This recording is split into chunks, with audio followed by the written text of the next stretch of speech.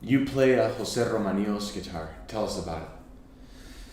Yes, this has been my main instrument of my career for over 30 years now.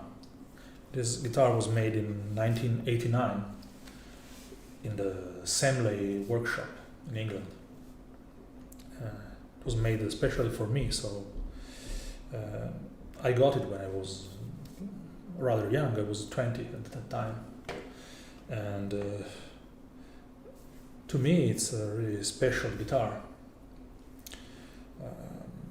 And I consider myself very lucky for having played Romanillos for so long. I happened to meet Romanillos when I was very young. I was 15. He's a very nice man, and I went to visit him in his home in Semley, and he had a guitar. I tried. I was interested in Romanillos instruments, but it was very difficult to see one because they're so rare. Was Julian Bream an influence on you buying one, choosing to play on one, or no? Well, in a way it was, because when I was a boy, well, I told you I've always had such an admiration for Julian Bream, so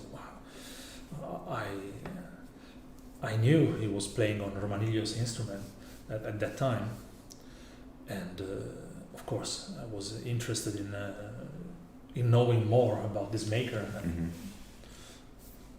maybe one day having the possibility to have a Romanillos guitar. So in this respect, yes, he was an influence. But it was a completely new world to me. I didn't know Romanillos guitars at all. I didn't know what they were like. You must consider that in those years in Italy, mainstream guitars were José Ramirez and Masaru Kono's guitars. Totally different world from this. Totally different world. I was playing a different type of guitar too. I was playing a Bernabé guitar in that period, which was very good guitar, but completely different. So I loved the tone that I could hear in Julian Bream's recording, and of course I know that's not only because of the guitar. It's his way of playing. But I had an interest in trying to have a guitar like his own. So I went to England for holidays, and I went to visit Romanillos, and I played one of his guitars. He was very kind, and he offered me the possibility to have one of the instruments in a rather short time. So that's how I got it in 1989, sorry. That's it. So not everybody gets a chance to play on such an amazing guitar like a Romanillos. Like Liam, his son, is building guitars now. I mean, that's somebody else. It's not José Romanillos. What are the qualities of, the characteristics of that Romanillos guitar? What makes it special to you? Mainly, I think the clarity of the tone, the separation of voices. Everything is very clear, and the balance between the trebles and the bass is amazing. I mean, there are some very good guitars where you have deep basses, but maybe the trebles don't sing very much. Or you have some guitars which have wonderful trebles, but the bass is not so interesting. On this guitar, my feeling is that the bass is deep and focused, and the trebles sing and sustain the tones very, very well. But I would say the most important quality is the tone itself, the tone quality, which has something really special to me. So it's not just a matter of balance, of sustain.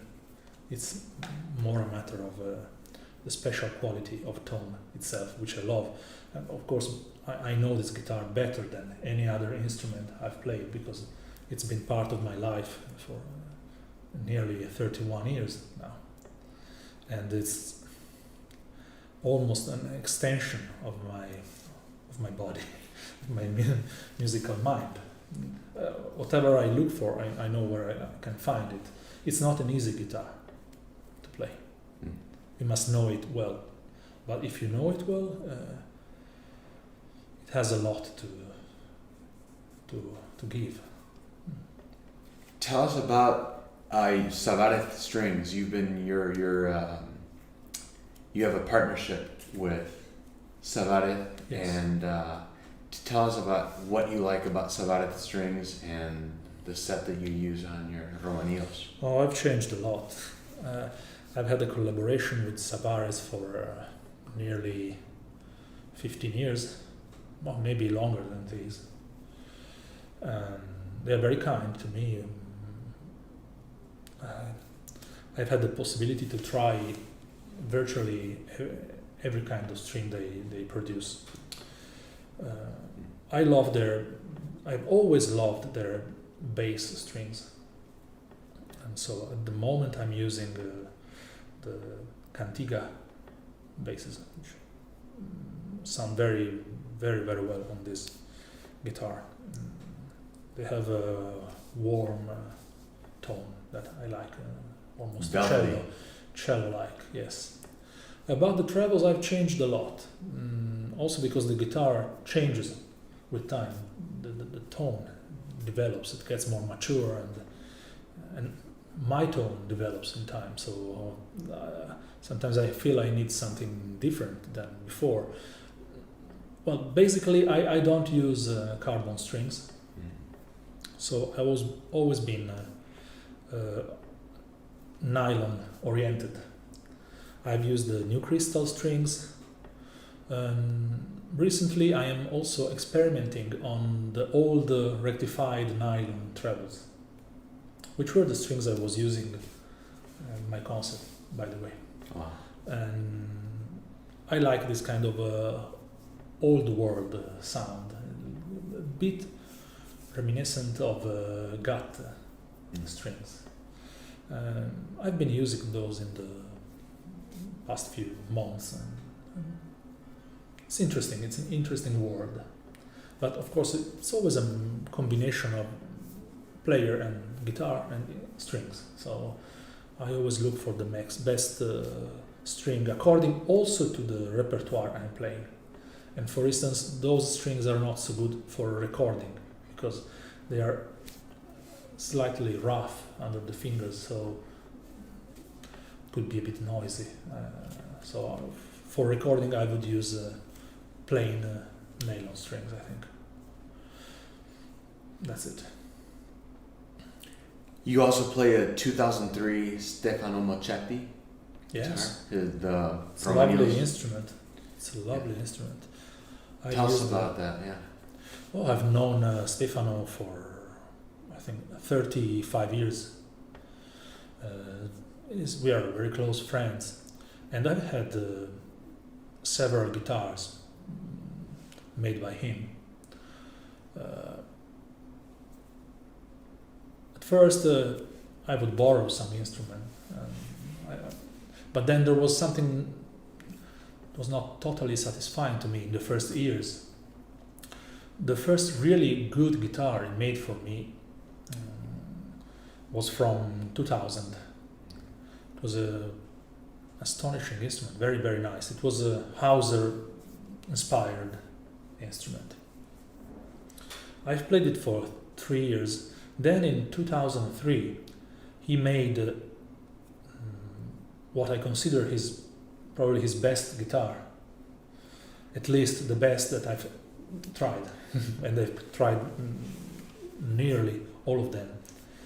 Which is it doesn't make really copies or replicas of guitars. It's his own guitar, But this one is inspired by Julian Bream's Romanillos. So the plantilla, the strutting comes from that instrument.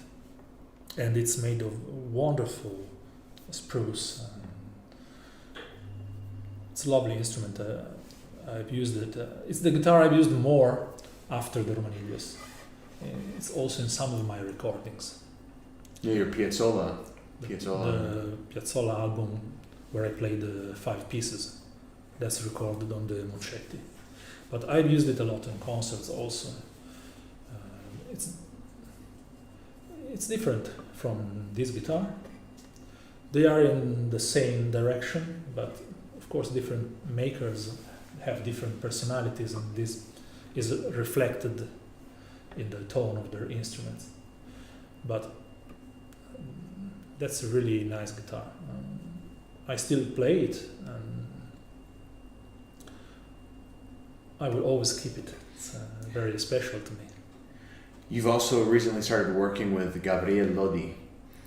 Tell us about Lodi's guitars and what you're going forward with.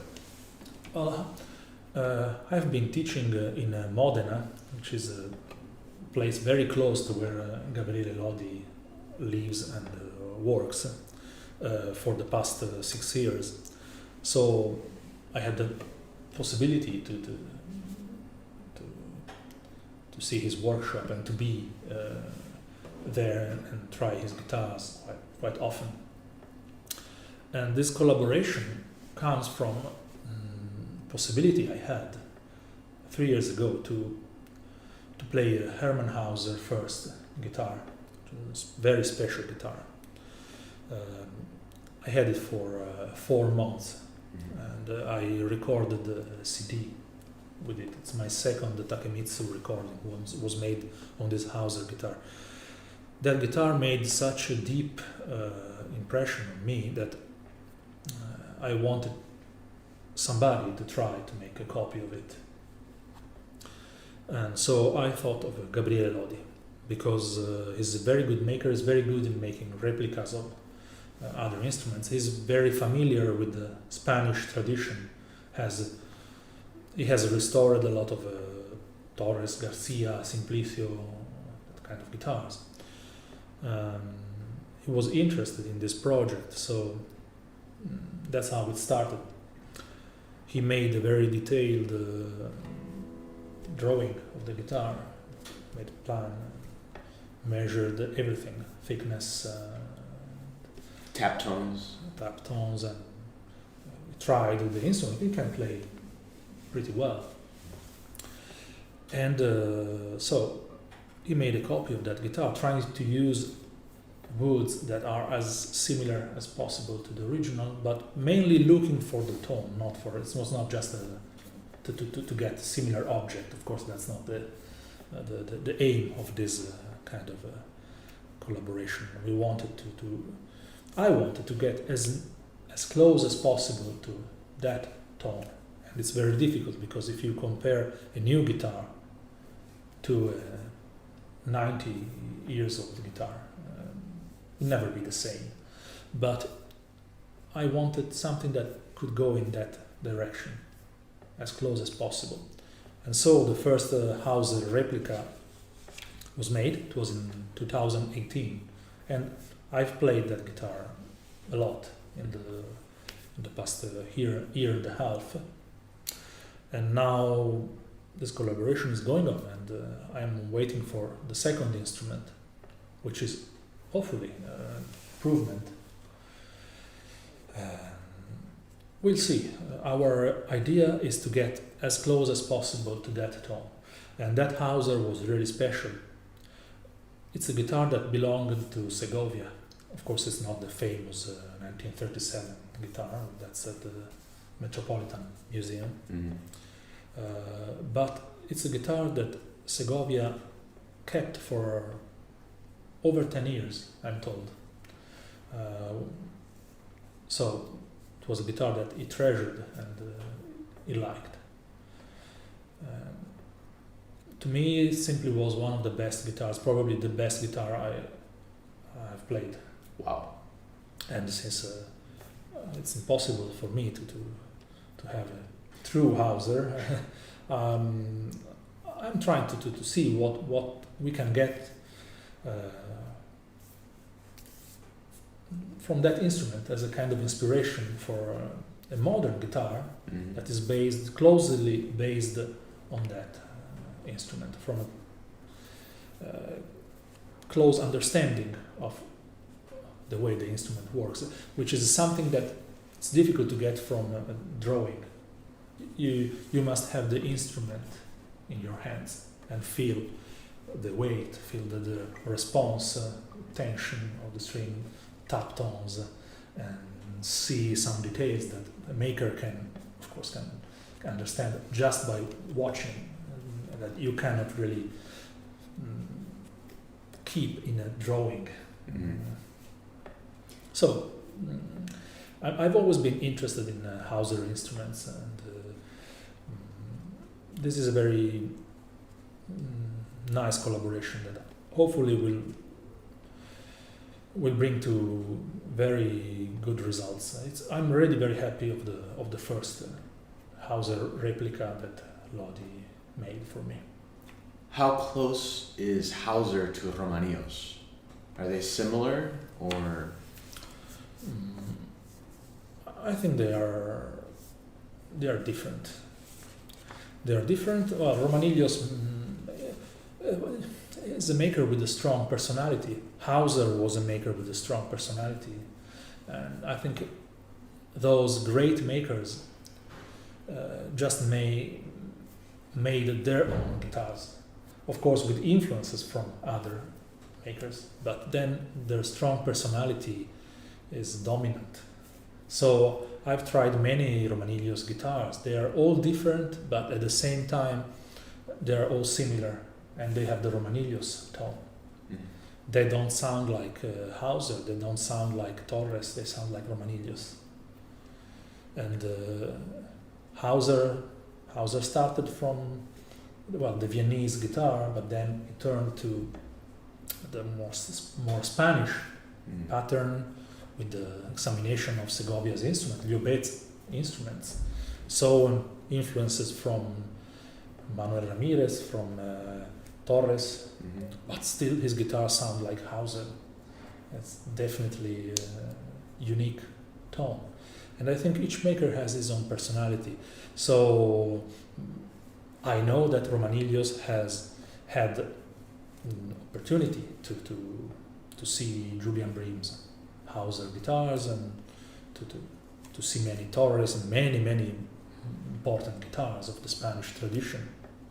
But basically, he has never made copies. As far as I know, he makes his own guitar. And so I can see there are some similarities in the instruments, but to me, this guitar and the Hauser were quite different. And as far as I know, Romanillos is not looking for anything else than a true Spanish sound that he has in his mind and in his heart. He's trying to express his musical ideas on tone through his instruments, not trying to copy any other makers of the past.